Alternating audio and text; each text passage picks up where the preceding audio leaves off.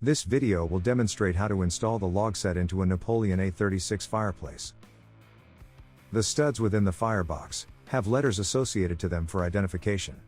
This helps indicate correct log placement when used with the log placement leaflet. Locate the holes in the bottom of log 1 and place them over studs A1 and A2. Ensure the extended part of the log is facing the right side of the firebox and the notch is around the pilot shield. Locate the holes in the bottom of log 3 and place them over studs B1 and B2. Ensure the charred part of the log is facing forward and the right end hangs off the right side of the burner and onto the media tray. Locate the holes in the bottom of log 2 and place them over studs C1 and C2. The opposite end has a notch, which rests on top of grate post 2.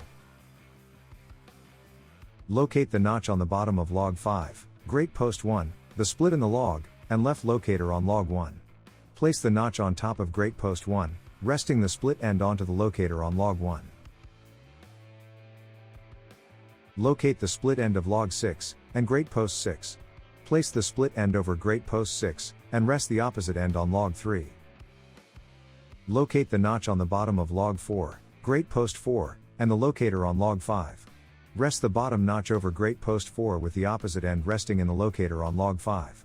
When placed correctly, the log will lay across logs 2 and 3, the bottom tip will sit under grate post 5, and the charred area will face log 2.